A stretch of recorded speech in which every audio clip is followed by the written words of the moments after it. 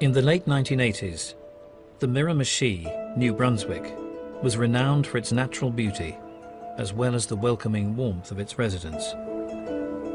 Miramichi is mostly a rural area, very friendly area. Even when we get new police officers here, they comment their arms get worn out from having to wave so often because the people are so friendly. You know, it was just an ordinary community. It had its beautiful sights. It had the famous fishing rivers known all over the world. Very quiet little town. People didn't lock their doors, and most kids went outside to play. But in October 1989, this peaceful, child-friendly community was engulfed by fear. There is no trick-or-treating in Newcastle tonight because this Halloween is like no other. A masked killer had forced the residents off the streets. You can't go out at night by yourself. And I never used to be scared to be home by myself, and now I'm scared. The nighttime prowler had invaded people's homes and brutally ended the lives of 3 local women. At night, people wanted to protect their family. Gun sales went way up. Despite a huge manhunt, the killer had evaded capture for over 6 months. The mood and the atmosphere was something that I've never seen before. He had the whole Miramichi area in total fear.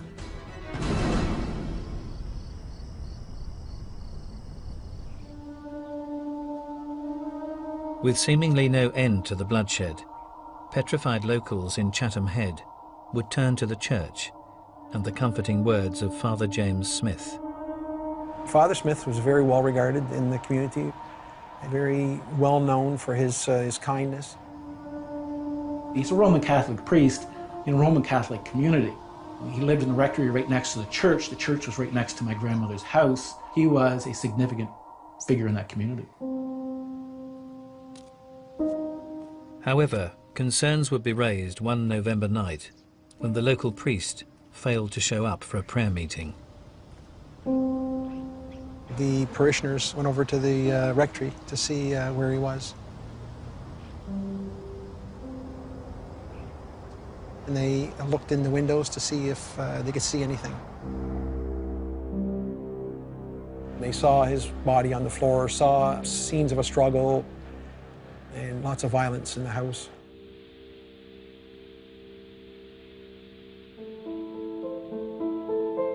Officer Mason Johnson would be called to the scene. As he entered the rectory, the full extent of the attack was plain to see.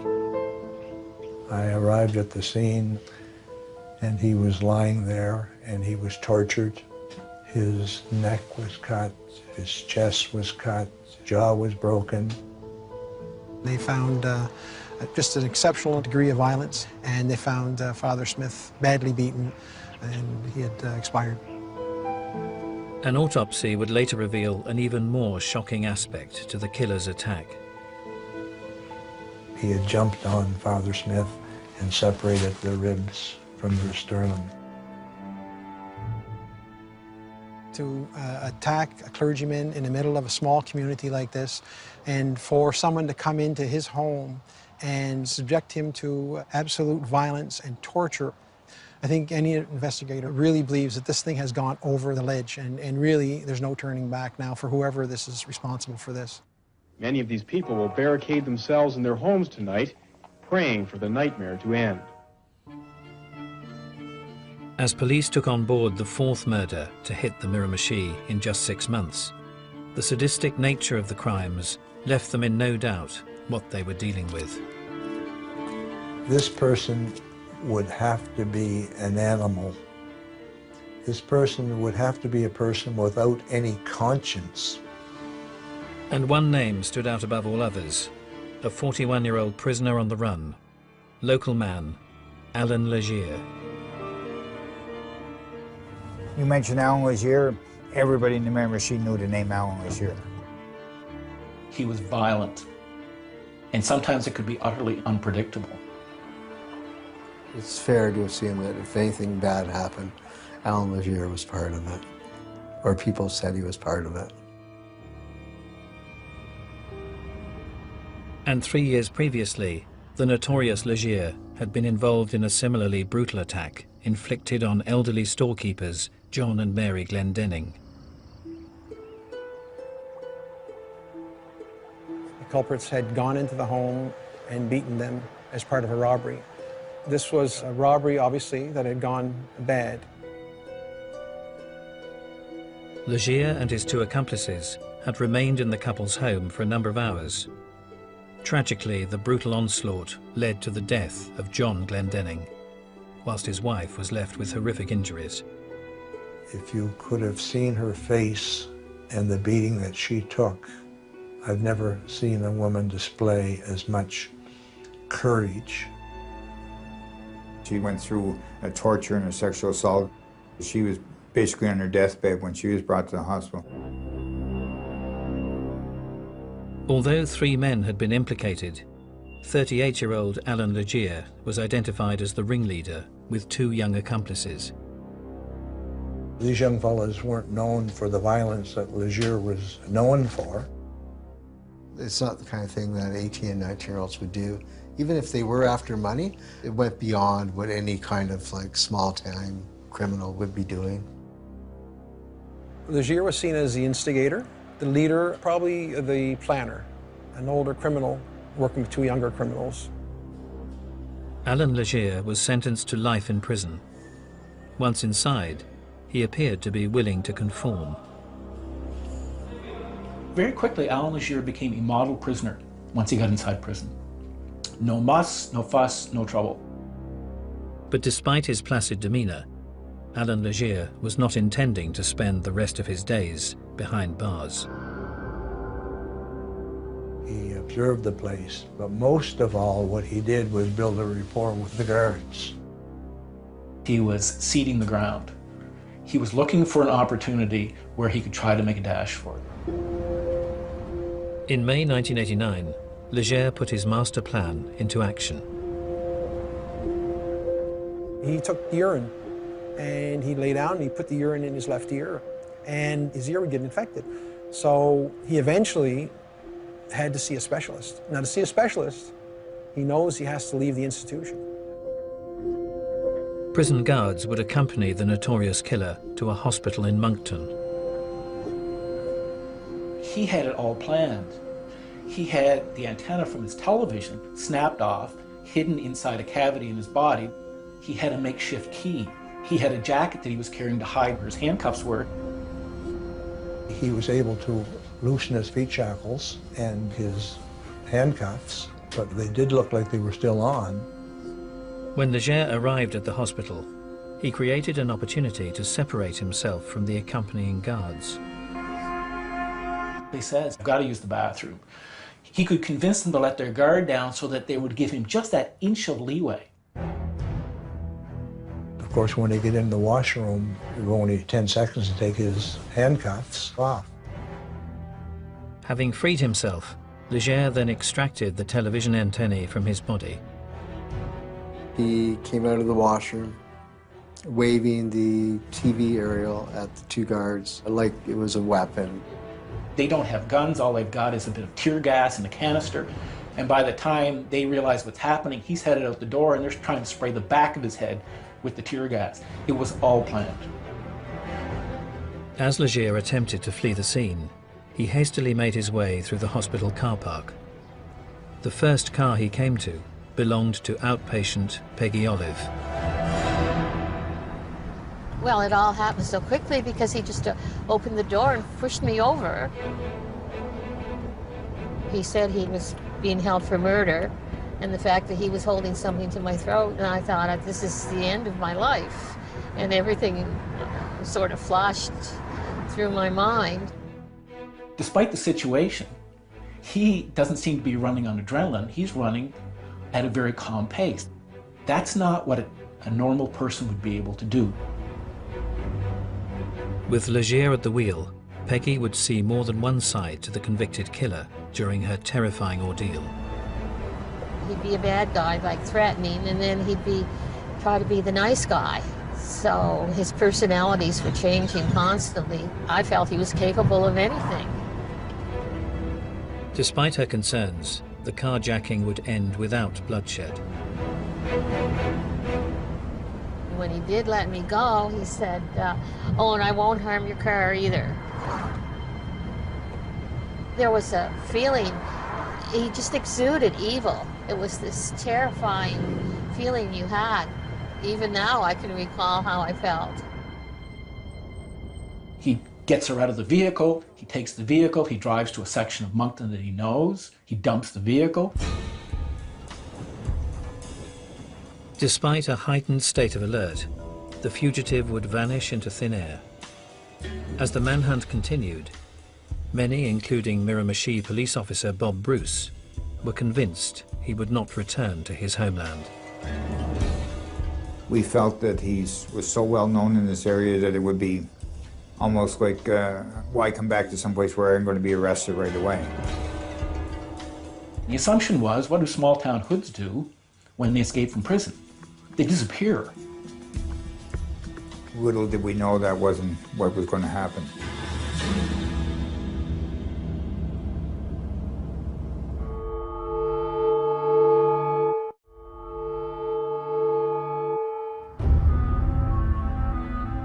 In May 1989, convicted killer Allan Legere was on the run following a brazen escape from a Moncton hospital. Although his whereabouts were unknown, his homeland of the Miramichi had been subjected to a campaign of murder, fueling rumours that the fugitive may have returned to the area.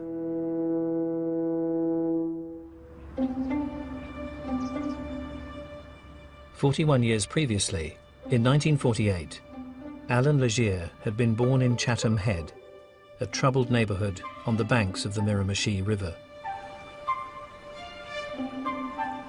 You didn't bike through there, walk through there, and it was a rough area to go to.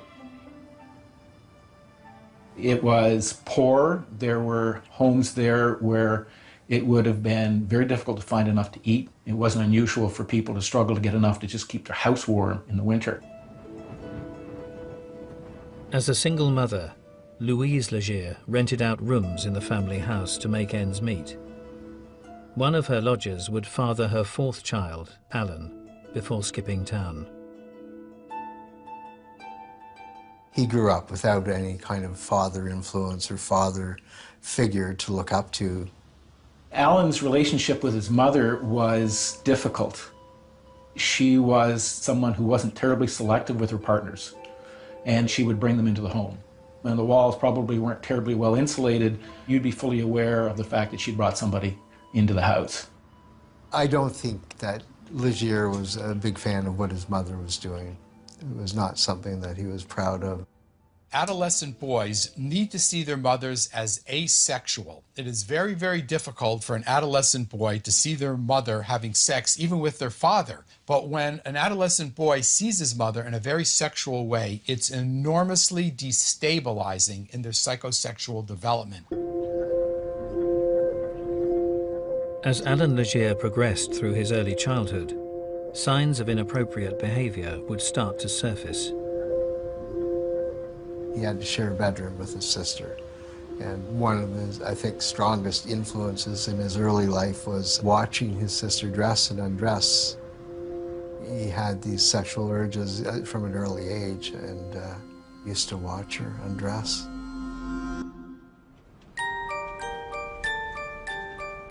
Outside the family home, Legere would divide opinion at school.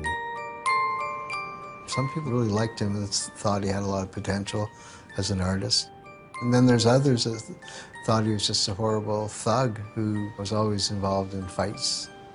People who he liked felt that he was bright and had potential. People that he didn't like, they were afraid of him.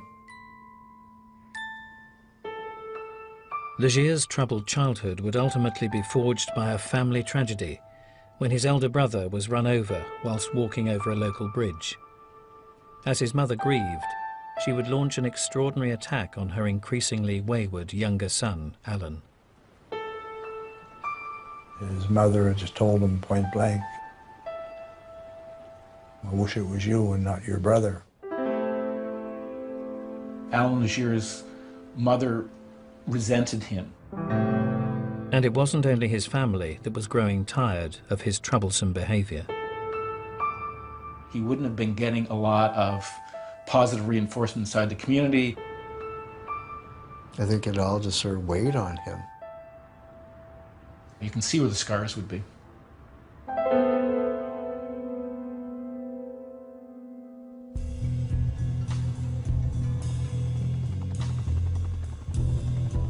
"32 years later, in 1989, Allan Legere was a convicted killer on the run, having escaped custody during a hospital visit in Moncton.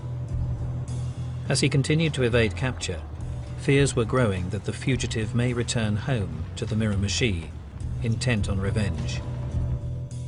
Many community people thought that Legere had a need to get back and pay people back for his conviction, feeling that he wasn't treated properly. And they said, we want you to get your family and put them somewhere.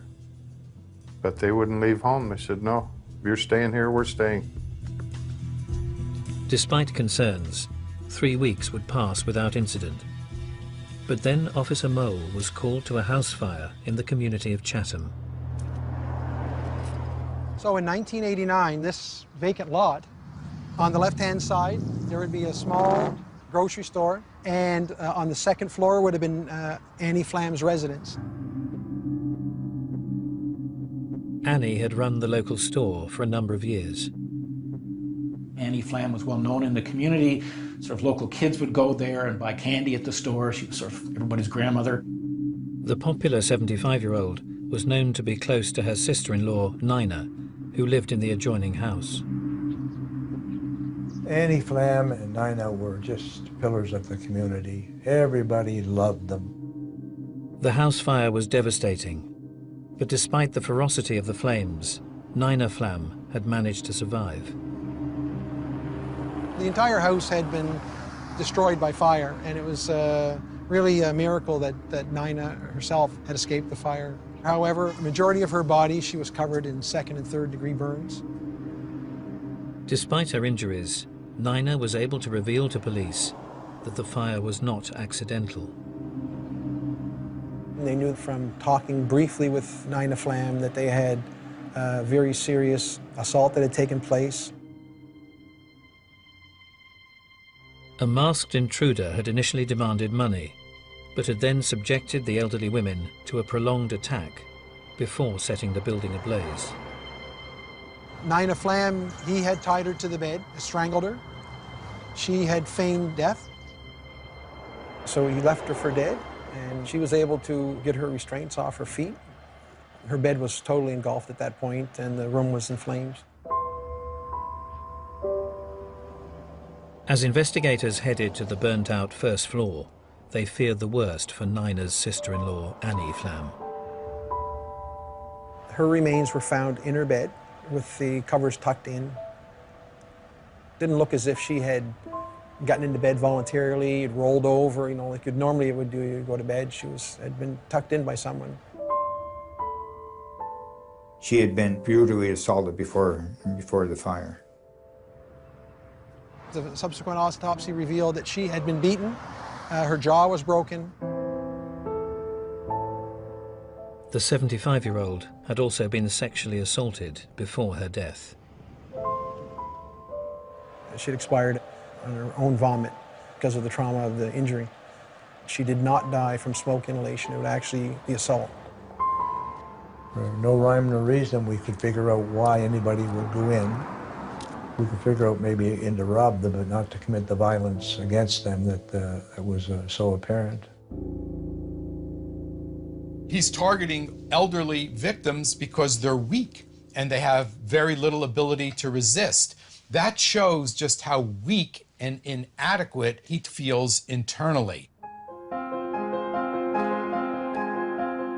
The profile of the elderly victims and signs of theft at the scene bore the hallmarks of the Glendenning murder, committed by Allan Legere 3 years previously.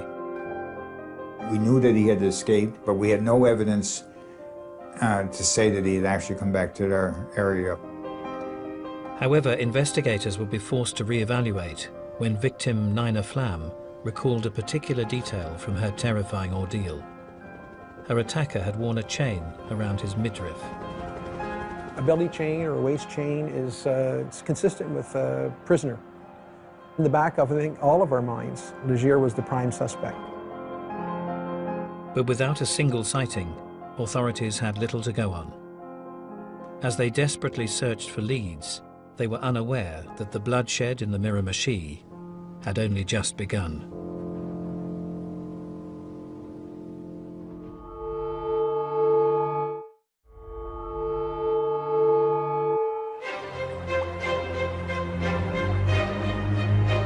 In May 1989, the Miramichi suffered the brutal murder of 75-year-old storekeeper Annie Flam. With escaped killer Allan Legere rumoured to be in the area, fears were growing that the sadistic killing may have been the start of a random revenge campaign against the local community. A lot of people thought, well, did I ever make him mad? You know, he might come looking for me. He was out to hurt a lot of people in this area. I have one son and 3 daughters, and they were very intimidated. Despite a heightened state of alert, the local terrain would hamper attempts to track him down. I think the challenge for law enforcement in this area is that there's very dense woodland around the communities themselves. The surrounding area is all something like this. So all our searches took us to areas that were very difficult to search.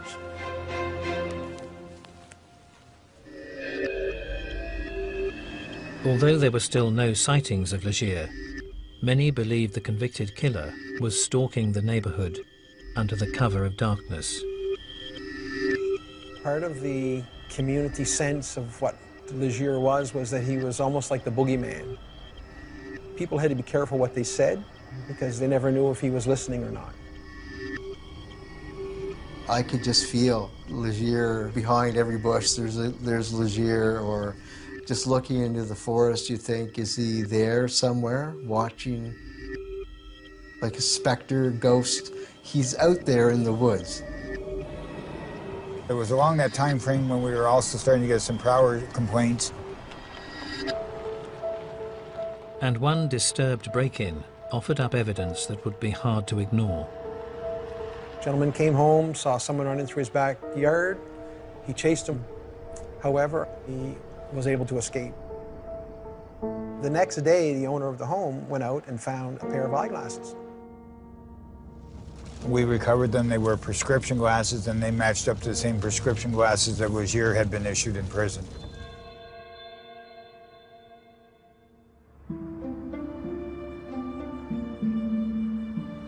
Decades earlier, Allan Legere had been renowned as a wayward teenager in the Miramichi area.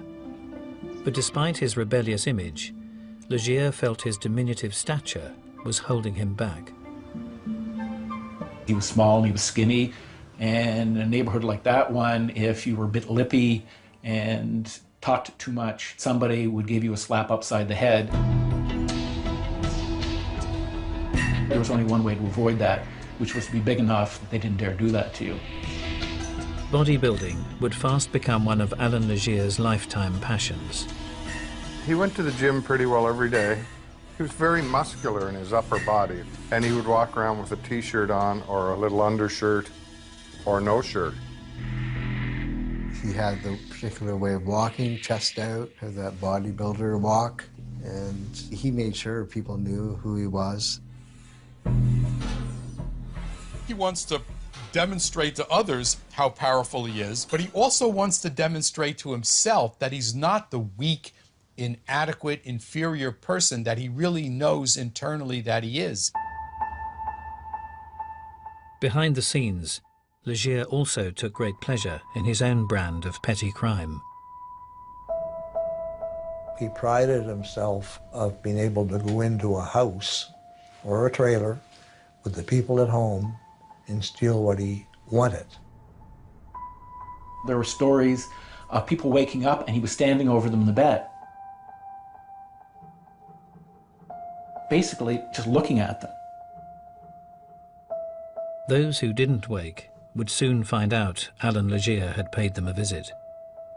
He'd always leave something behind to let the homeowner know that he had been there. He'd take out clothing and leave on the bed on top of the people that were sweeping. He even cut the underwear off a female minister. He was quite proud of being able to do things like that. He enjoyed the feeling of control and power because he didn't have much else. He didn't have the breaks in life that the Richies, as he used to call them, had. Although Legere would live away from the area in Moncton, the focus of his crimes would remain on the Miramichi. As his break-ins escalated, police would find him hard to pin down as he went to extreme measures to cover his tracks. He would take a hard-covered book, put it in the living room on the carpet, reach underneath and light the pages on fire. So that would work as a downdraft, almost like a stove. And he could take an hour and a half to drive from here to Moncton before the fire department got a call that the house was burning. And if they checked him in Moncton, 2 hours later, they're saying, but he's here. 7 years later, Allan Legere was a convicted killer on the run. Although he hadn't been cited, police suspected Legere had returned home on a revenge campaign and was potentially involved in the Chatham murder of 75-year-old Annie Flam. People did not want to talk about Allan Legere. They were scared if they said something to me, that they were going to get targeted. They did not want their name to appear in print, ever. You could have a sighting of a prowler 2 nights back to back, and then there'd be a time frame of 2 weeks that there'd be absolutely nothing. And it was almost like a game for him. He became a master at eluding us. For over 6 months, the Miramichi would suffer just minor crimes. But that would all change on the night of the 13th of October 1989 in the community of Newcastle.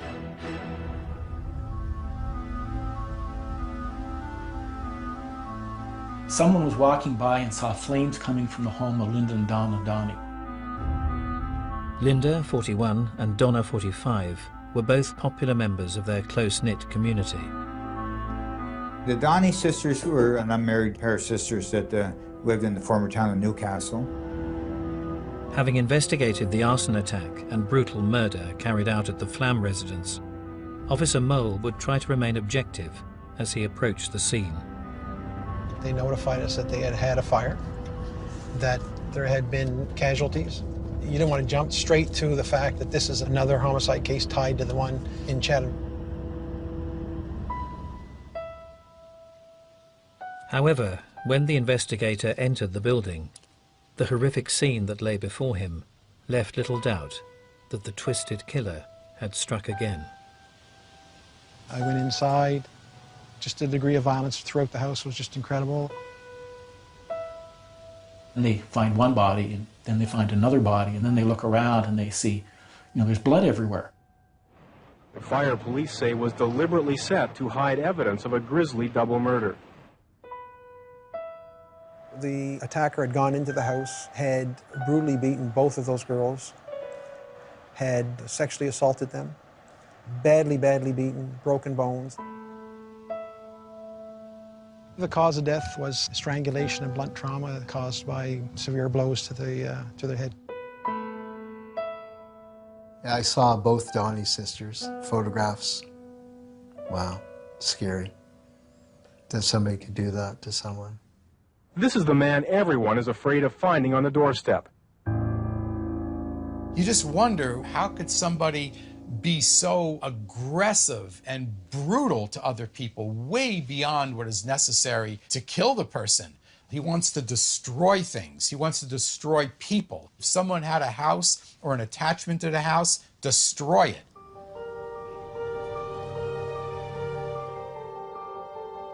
The DNA analysis identified Allan Legere, that it was his genetic material that was left at both of those crime scenes. And with no specific vendettas against the victims, it appeared that anyone in the Miramichi was a potential target. It was that moment with that report, I think, that we began the descent into what would be full-scale panic. Allan Legere is to be considered one of the most dangerous and wanted criminals in Canada. Everyone knew that Allan Legere was out hunting after dark. They were scared of prowlers, so your normal streetlights, which are pretty well on every second corner, people were actually hiring streetlights in front of their home, behind their home, so that their home would be totally illuminated in the darkness.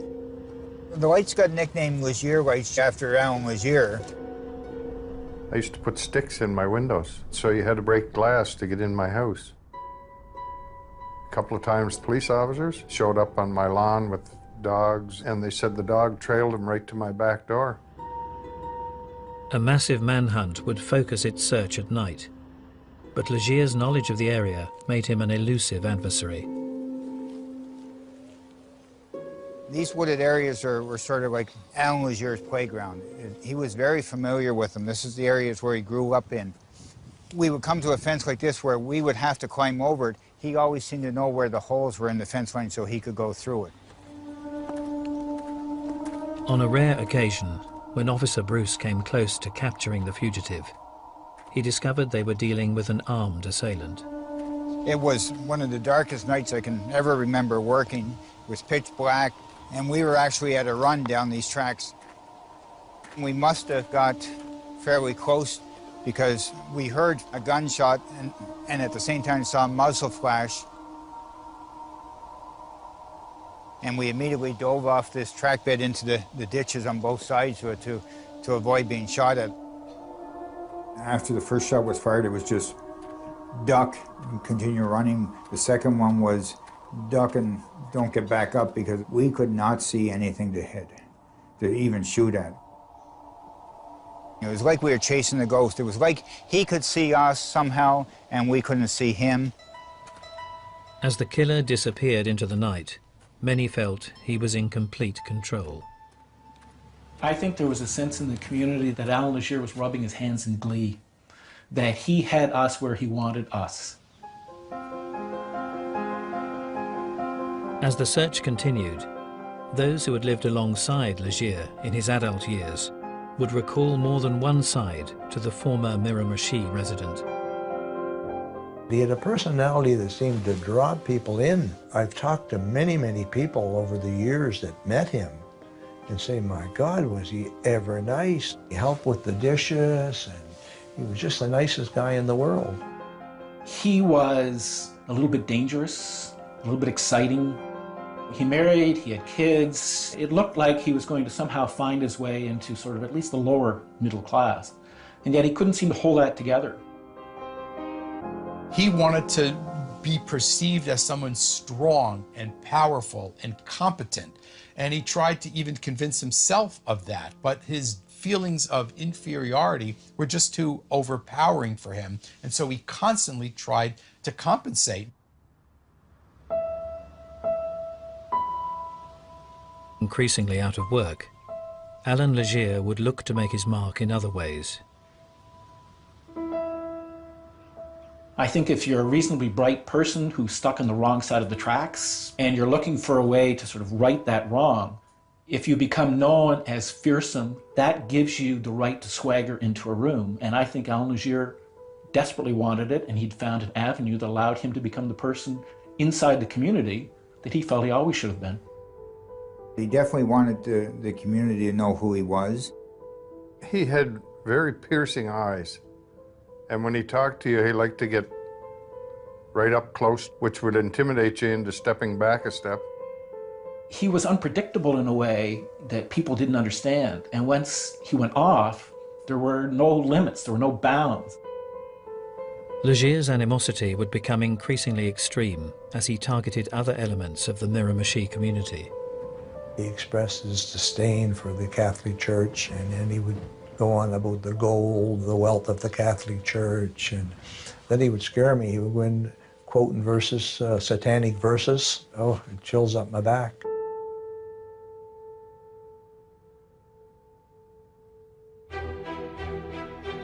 Three years later, in December 1989, Father James Smith would become the fourth victim of a sadistic killing spree. Having linked Legere to 3 of the murders, police were convinced the fugitive had perpetrated the latest crime. We were sure at this particular point that when the priest was killed, there was no doubt that Allan Legere was responsible. It just seemed like this was the ultimate crime to really punish the community for whatever reason. After the killing of Father Smith, there was a recognition that we were the hunting ground, that he was hunting us.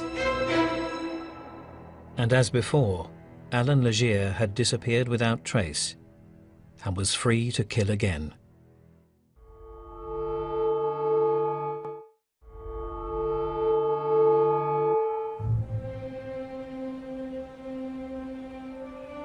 In 1989, escaped fugitive Allan Legere was the prime suspect in the murders of 4 Miramichi residents. Having evaded capture for more than 6 months, the elusive killer had just fled the scene of Father Smith's murder and was known to have boarded a train to Quebec when it was searched by police. The police did walk up to him, and they were told to look for a tattoo of an eagle on one of the shoulders. They asked him if he would mind rolling up his sleeve. And in that supernatural calm that he seemed to be able to call upon in situations like this, he pulled up his sleeve. There was no eagle on his arm. They had the wrong arm. Having foiled authorities once more, the fugitive had freedom in his sights. He made it to Montreal, and he managed to pawn off some jewelry that he had stolen from the Donny sisters. You know, he had money now, so where was he going to go?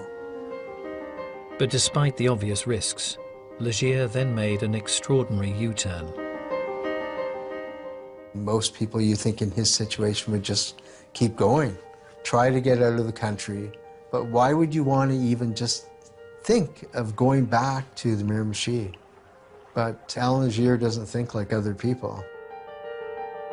He hijacked a trucker and headed east, which is back towards the Miramichi, and so everybody was made aware. We did have roadblocks set up with the RCMP. It was one of the roadblocks that actually caught him. Although Legere had eventually been cornered, he was holding the truck driver captive at gunpoint. There was a discussion that he would fight to the death. And I said, no, he's a coward. He's going to give himself up. Allan Legere comes out of the truck and basically says, yeah, it's me, you got me. He surrendered quietly, meekly, no muss, no fuss. Legere only wants to display his violence and aggression where he knows he can win. He'll do it with an elderly woman or someone who's weak and disabled in some way. Then he'll show how violent he is. But with armed police officers, no, he'll just give up and end it right there. News of Legere's arrest would offer huge relief to the Miramichi community. It was like a dream come true. Finally, he's in custody. There was jubilation after he was taken into custody. Partway through the day, I heard church bells ringing, and I realized that the church bells were ringing not because it was noon, but because Allan Legere had been captured. It was a huge relief. It was a huge relief to me. Like, that's the happiest story I ever wrote in my life. 2 years later, Allan Legere would be found guilty of 4 counts of first-degree murder. The witness statement provided by survivor Nina Flam would play a major role in his conviction. Anyone listening to her testimony really felt for the situation that she was in, not only that night in that room, but what she suffered since and how she's had to deal with it. As life finally returned to normal for the residents of the Miramichi, many were left wondering why one of their own had waged such a brutal war on their community. Mr. Legere always thought people were out to get him. Prosecutors, police officers, the average person, that's just the way he was. He lived a fairly disadvantaged life as a young person in the community, saw what other people had, and in committing these crimes, I think he saw it as an opportunity to kind of get even.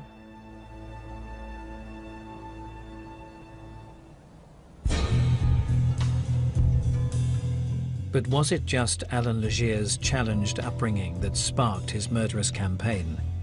Or was he born to kill? Allan Legere was born a psychopath. I think it's a mental disorder he was born with, and he doesn't have any conscience. Now, if we do something wrong, we've got a conscience. But Allan Legere showed no caring and no remorse. I wouldn't say he was necessarily a born killer, but he certainly had these predispositions, and they emerged. And he just felt so weak inside that he just was living his whole life to compensate for it and to let people think that he was something other than what he really is. Lots of people grow up with hard knocks in their lives, and people go through horrible things when they're young, but they don't go out and kill people. So he had to have it in him from birth to kill, because how else would you explain it?